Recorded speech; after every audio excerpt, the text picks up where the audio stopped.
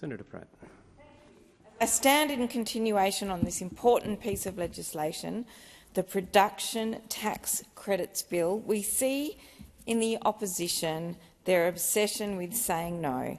And in this case, it's saying no to investment and more jobs in Western Australia. Let's be clear.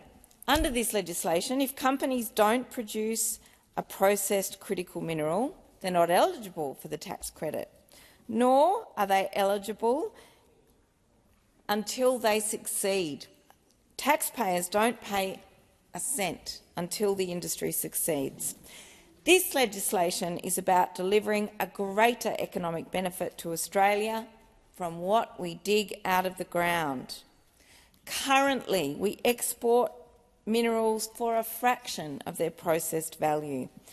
And it is worth this chamber remembering that new industries have often needed government support to get off the ground, and this is what other nations are doing with tax incentives, as well as a trend towards the nationalisation of critical minerals.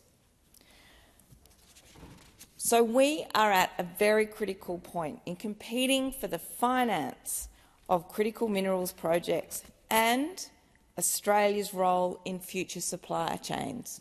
Frankly, we are at a critical stage for the future of our mining industry. We are competing to attract investment now. Meanwhile, the Coalition's approach to this issue was grants for pet projects, and it was universally critiqued as not being fit for purpose. And they have absolutely nothing on the table now. They have no interest in tackling Australia's dig and ship culture that has seen Australia fail to add value to our own resources during previous mining booms. The Coalition's Western Australian senators and MPs are turning their backs on their communities. Be warned, they will be relying on tax from WA resources sector to help find the $600 billion for 7 risky and expensive nuclear power stations that the Australian taxpayer will foot the bill for. And this includes an uncosted nuclear power station for the town of Collie.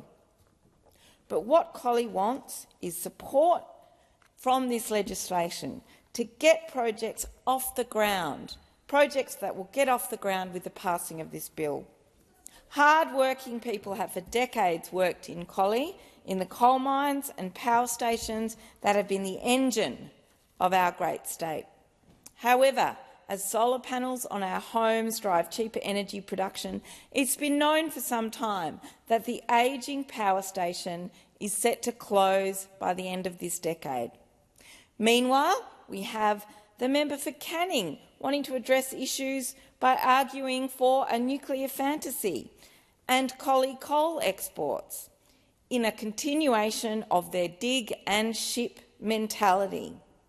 It's also worth remembering that Collie coal exports are also a fantasy, as the last ship of coal exported from WA from Collie caught fire because it's not stable enough for export. The Coalition are simply not working with communities. They aren't working with industry. Instead, they simply want to impose their own irrational agenda. But in contrast, look to the work of the Collie Just Transition Group, made up of WA government, industry, businesses, unions and community organisations. They have come together to build a just transition plan for Collie. They've put forward an agenda that sees the maximisation of opportunities for affected workers, a plan that diversifies the local economy, brings millions of dollars of new investment into the region, and it's a plan that includes projects that will get off the ground with the support of this legislation. And I note that it includes a magnesium refinery where Magnesium Australia are looking to CSIRO patented technology for clean extraction of magnesium metal. It also includes International Graphite's mine-to-market battery graphite materials project. The people of Collie want to say on their future, as well as real investment that brings money and jobs into their town, not a taxpayer-funded nuclear power plant or a coal-fuelled fantasy that ships both pollution and their jobs offshore. The people of Collie already know that critical minerals are literally critical to their future. The benefit this production tax credit will bring to Collie is just one local example of Labor's plan to grow our WA economy, an economy that helps workers earn more with skilled jobs in industries with a future, like critical minerals. There are communities right around WA that will benefit from this production tax credit. There are projects in Perth. There are about 12 in Forest, 20 or so in Durack, from the Northern Territory, South Australia border of WA to Esperance, the Southwest and the Kimberley. Communities ignored by the Leader of the Opposition, Mr Dutton, ignored by the member for O'Connor, ignored by the Forest candidate Ben Small, who's a former Liberal senator in this place. They should all know better. It's clear also that the view of the Leader of the WA Liberals, Libby Mettam, doesn't matter either. When she said, "We will support this measure," well, she doesn't have a vote. Those opposite do. Shane Love, Leader of the Nationals and Leader of the Opposition, has also been ignored when he said, "It is essential not just for Western Australia and not just for Australia, but for the Western world." And what about Mia Davies, the Nationals candidate for the federal seat of Bullwinkle, who said downstream initiatives are welcome? Well, I'm sorry to say, Mia Davies, under a Dutton coalition government that you aspire to be part of, such initiatives are not welcome, nor are the coalition listening to Australian business. Their position on this bill does not reflect calls from the CEO of Australian Strategic Minerals, Rowena Smith, Rob Scott, Managing Director of Wesfarmers. You're ignoring the Chamber of Minerals and Energy, where Rebecca Tompkinson said this is smart, targeted use of the tax system to solve big problems, leverage our competitive advantages and enhance Australia's prosperity. Or Warren Pearce, CEO of AMEC, when he said this bill needs to pass Parliament. Investors are looking for reasons to choose Australia over other countries right now. The window for opportunity is narrow, and the coalition doesn't care that our investment and jobs will go elsewhere. This issue is a stark reminder to West Australian voters about what the coalition thinks about our state. You are ignoring the real issues and instead focusing on ship the sheep.